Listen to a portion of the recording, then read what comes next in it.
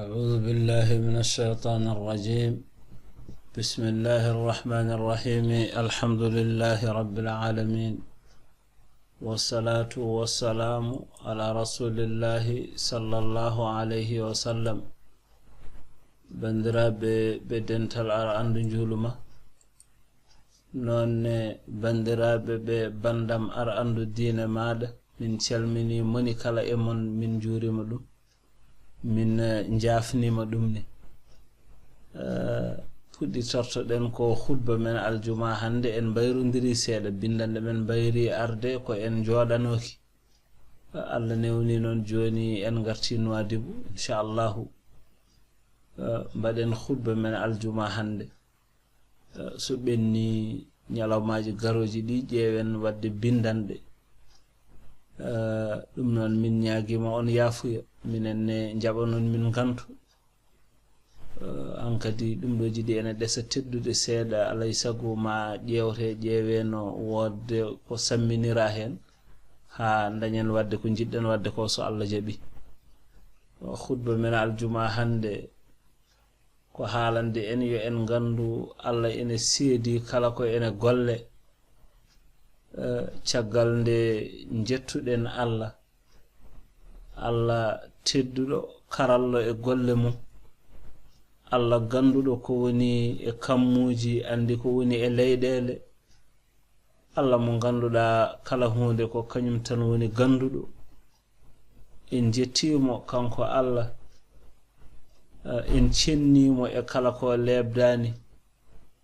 jettor laabɗo urɗo baɗaɗo barke. Hono no yiɗi yettirede eno weltanorto jettirɗomo, en jetti en luɓɓimomo on jettor, en jettirimo ɗum kanko jomiraɗo towɗo o. En ceedima deweteɗo e gonga ala so wona Allah, ala mo rendi e laamu makko,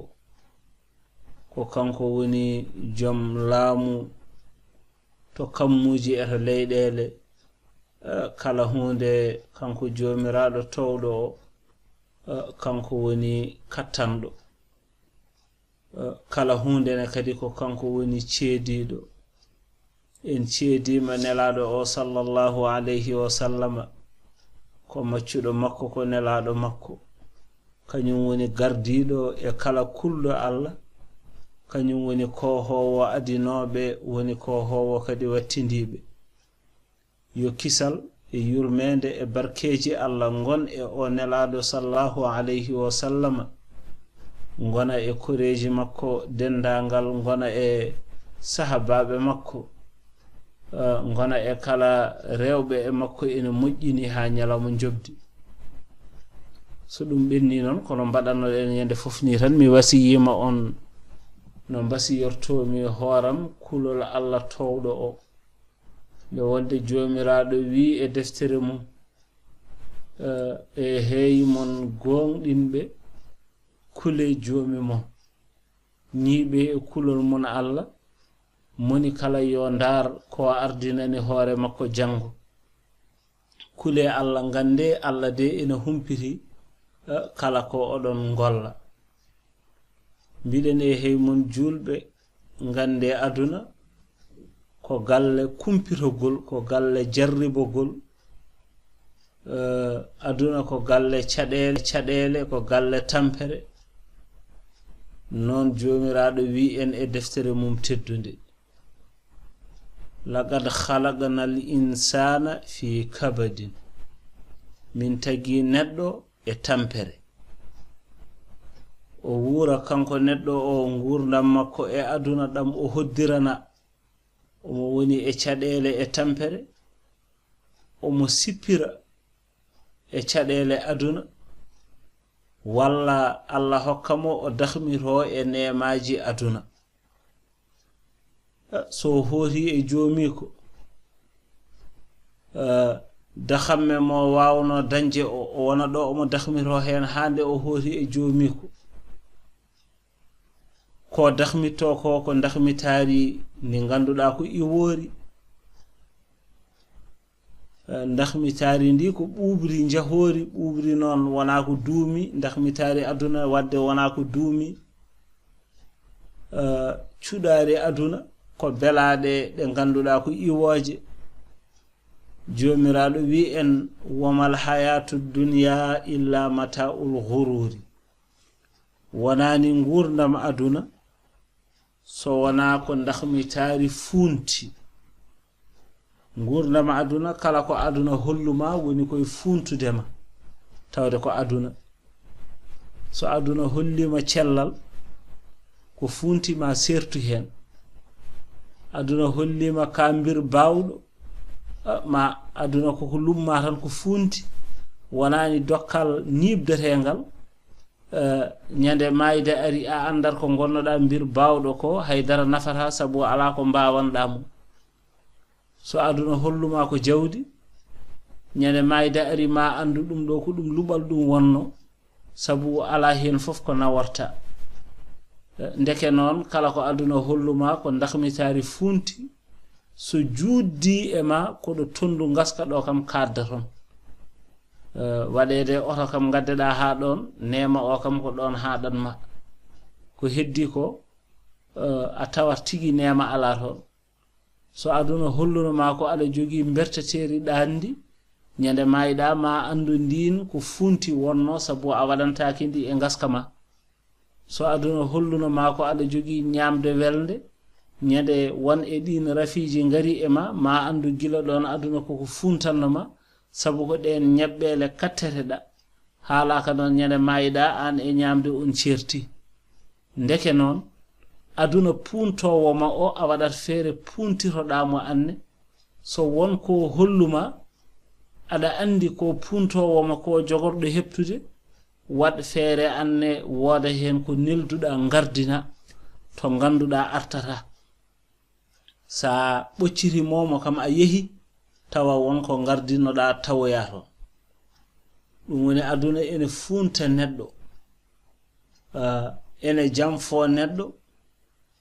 neɗɗo o yakoro ene jogori juutde gurdam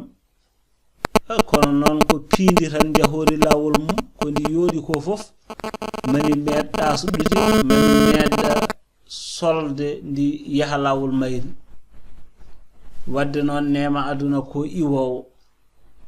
ndeke ganden haydara arani e aduna e duumade ala kadi garɗo duumade e aduna sabu ko noon Allah towɗo o wi e deftere mum o wi kullu mana alayha fanin wa yabqa wajhu rabbika dhul jalali wal ikrami kala ko woni e aduna o koko gasata koko huɓata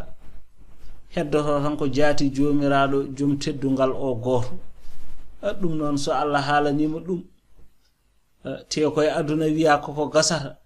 ndeke noon anduma ñalawma ma meed arde heblano on ñalawma فالذي يدرك هذه الحقيقة يجعل الدنيا دار ممر لا مقر يؤدي أمانة الله فيها ويتخذها طريقا للآخرة pamirɗoni aduna o gandirɗoni aduna o pamdo oɗo gonga o waɗa aduna ko galle wirtungo wona galle ñiɓateɗo tawde ko galle wirtungo noon desde ɗe o resda ɗo ɗe fof o totta ɗumen ha feewa ɗum woni o totta koolaje ɗe Allah holnunomo ɗe o jogito laawol fewde e laakara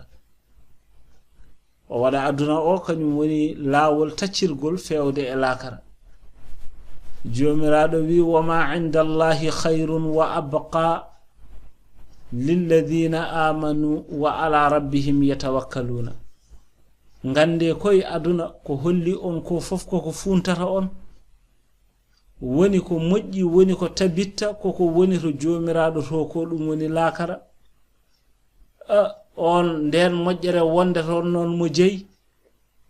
Allah wi ko lilladhina amanu wa ala rabbihim yatawakkaluna jeynden moƴƴere de ko gonɗinɓe Allah wa yatawakkaluna ala rabbihim wakkiliɓe kadi e joomum en tawa ko joomum en kolnori ngala goɗɗo ɓe nde jeynden moƴƴere wonde ñalawma jango baraji gonɗi toon ɗi ko ɓen jeyi ɗin baraji noon ɓuri ndahmitari gondi e aduna mo ganduɗa ko kuuɓowo wadde noon jiyaɓe Allah fala tuqaddimul faniya alal baqi hoto gardine ko ganduɗa koko gasata e dow ko heddi gasata ɗum woni hoto gardine aduna e dow lakara miccoɗe ciftoron gandon golle mon koɗe ceedaɗe konguɗi mon ɗi mbawɗon haalde fof koɗi bindeteɗi ko famɗi hen e ko heewi hen so tawi a waɗi hen ko famɗi e moƴƴere ɗum ka mantanteɗo sa waɗi ɗum e bonandene ka jaggirteɗo golle bonde e oɗo aduna koɗe jangtateɗe jango yeeso jomiraɗo sabu jomiraɗo wi faman ya'mal mithqala dharratin khayran yarahu wa man ya'mal mithqala dharratin sharran yarahu kala golluɗo ko foti e gabbel zarra e moƴƴere ma o yiɗum golluɗo ko foti e gabbel zarra e bonande kadine ma o yiɗum mbiɗen jiyaɓe Allah ganden jomiraɗo o omo seedi e golleji men ɗi gollotoɗen fo omo ƴeewa wirnota ko e makko haydara e fiyakuji men ma o haalana enne kala ko golluɗen ñalawma darga o siftina en ko tonganno en e kayitaji men jomiraɗo wi yawma yab'athuhumullahu jami'an fayunabbi'uhum bima amilu ahsahu llahu wa nasuhu wallahu ala kulli shay'in shahid nyande Allah ummitini en enen fof Allah habra on ko golluno ɗon omo tongi ɗum kanko onon oɗon jejjiti nde wonde Allah kala hunde ko kanko woni tawaɗo ganduɗo ma o haalan en on ñalawma noon en mbaɗat mo e haqqillaji men eɗen miccomo woni ñalawma darga so en noddama yo en ngar eɗen jiya golle men nelaɗo o sallallahu alayhi wa sallama ara ha o seedo e seedam faagal men ngal darorgal on ñalawma woni ñalawma goynuɗo nelaɗo o sallallahu alayhi wa sallam andudemo ko woni on ñalawma biyeteɗo Abdullah ibn Mas'udin yo weluya Allah won e makko o wi nelaɗo o sallallahu alayhi wa sallam winomo jangu e am janganam qur'ana mbimi nelaɗo o aqra'u alayka wa alayka unzila mi janga e ma qur'ana te qur'ana koye ma jippi nelaɗo wimo fa inni uhibbu an asma'ahu min ghayri mbeɗe yiɗi nande qur'ana o e goɗɗo mi heɗo ɗum min o wi kanko Abdullah ibn Mas'ud fa qara'tu alayhi suratan nisa'i jangumi e makko simore wiyetende suratun nisa'i simore innirande rewɓe ha jettimi ɗo Allah wi fa kayfa idha ji'ina min kulli ummatin bi shahidin wa ji'ina bika ala ha'ula'i shahida hol alhaali ñalawma jango so tawi min gaddi hol alhaali ñalawma jango so tawi min gaddi e kala dental min gaddi annabi mum woni seede maggal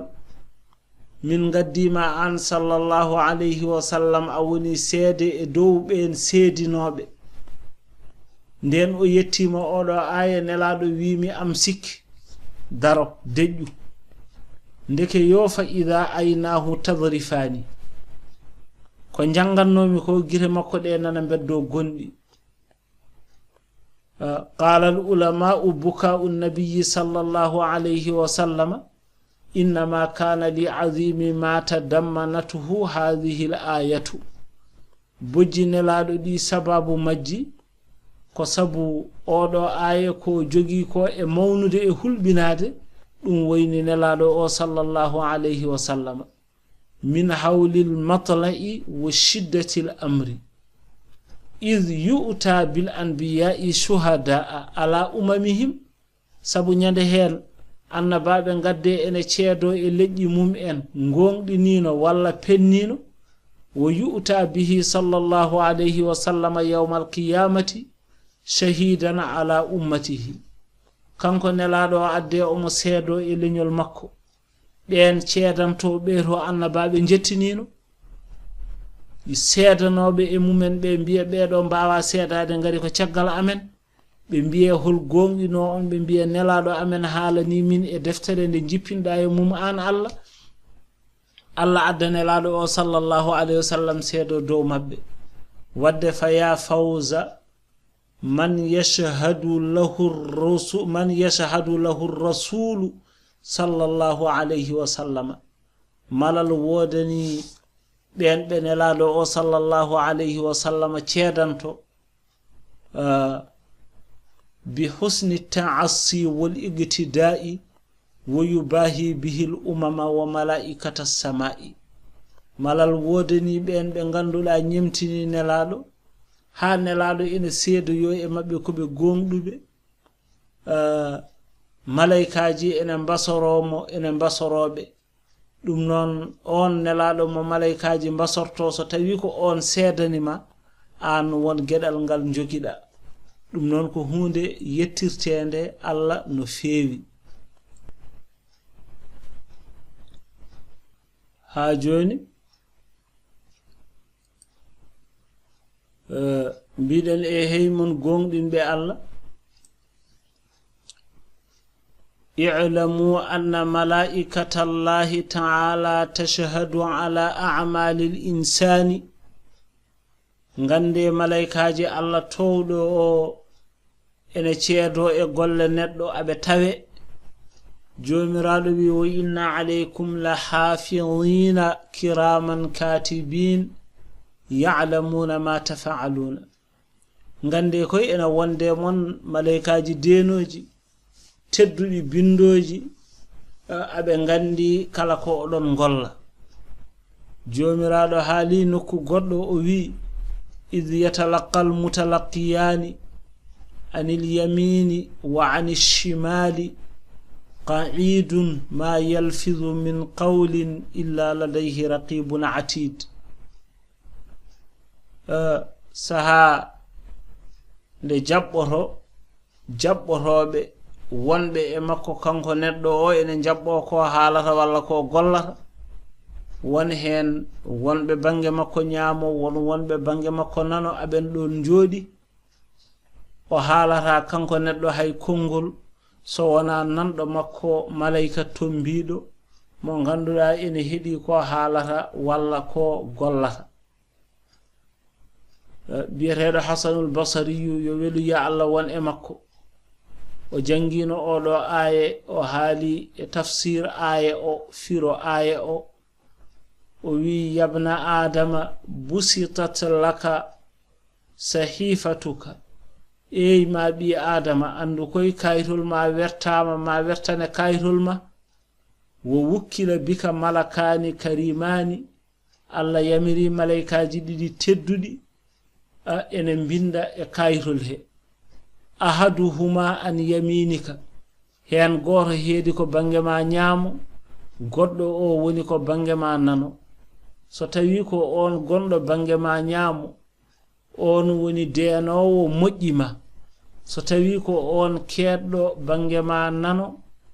on woni denowo bondi di mbadda wadde non gollu kala ko kaajja sa hebbinima walla sa famdinima andu tan kam gollu kala ko kaajja ha sa hote joome kaytol ma tagge ngol wade e dande ma mbaddeda e maggol e der qabri ma ha ummitoda ngol yaltine ina woni deftere waɗe yeeso ma nde sakte ngona e jangude deftere ma kitaban talqahu manshura wa qad adala wallahi nundi e mango Allah holi o nundudo man ja'alaka hasiba nafsika on baddoma ko an woni kasbowo hoore ma odo kay nundi sabu ko an haalata ko bannoda wana goddo haalantuma miijoda ma taw ka toñaado wadde non odo ko nundudo jomiraado wi wa nukhriju lahu yawmal qiyamati kitaban yalqahu manshura o wiyane kadi iqra'a kitabaka kafa bi nafsika al yawma alayka hasiba o yaltinane on nyalawma daranga deftere golle makko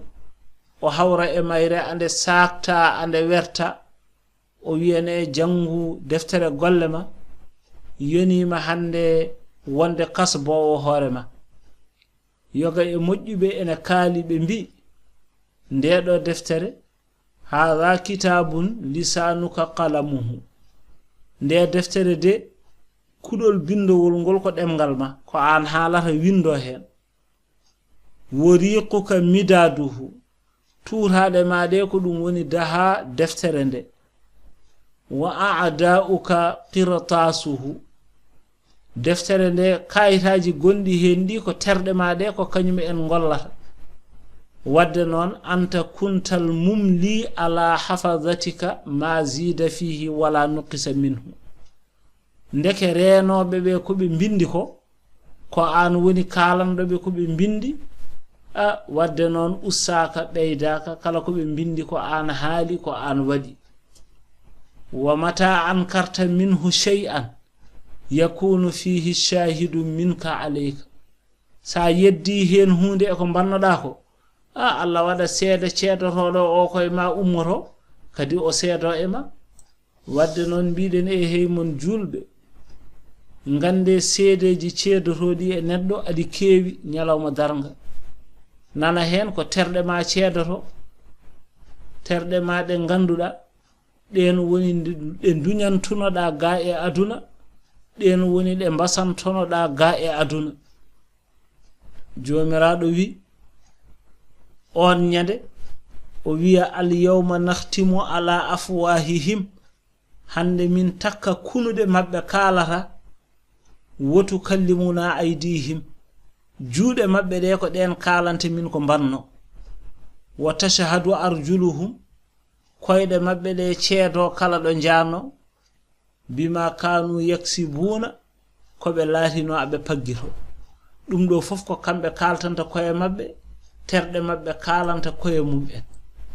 biyetedo Anas ibn Malik yo welu ya Allah won e makko o wi kunna inda rasulillahi sallallahu alayhi wa sallam min gonino do nelado o sallallahu alayhi wa sallam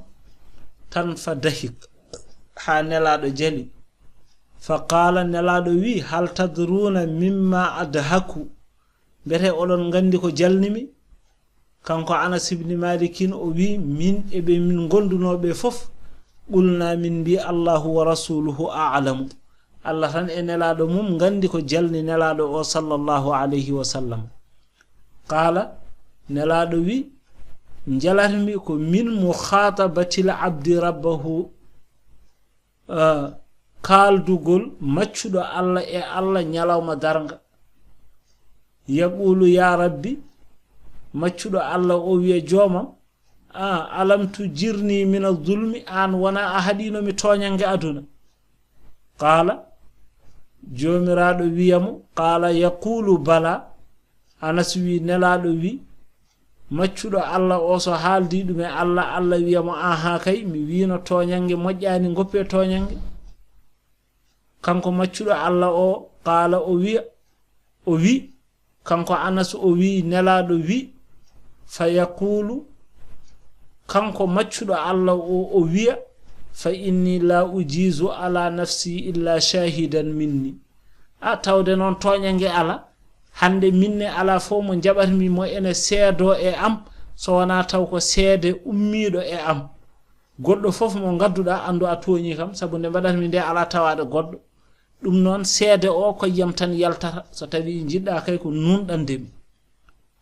qala fa yaqulu kafa bi nafsika al yawma alayka hasiba nelado wi alla wiyana maccudo o yonima hande an tan woni ceedotodo e hoorema kadi wo bil kiramil katibina shuhuda ay malaikaji gonnodi e ma bindannodi din ceetoto ko kalda ko tan so haali dum o gayni fa yuhtamu ala fihi hunuko ko takke ko mubbe ko haalata fa yuqalu li arkanihi indiqi terde makko de mbiye aywa kale fatandigu bi a'malihi o damina noki dumena wona terde de kala golle makko de o golluno so de kali ha o gasi o andi o weeji hankadi Allah woppira kadi hunuko ko haalda e terde de duko arta e makko hakkunde makko e terde makko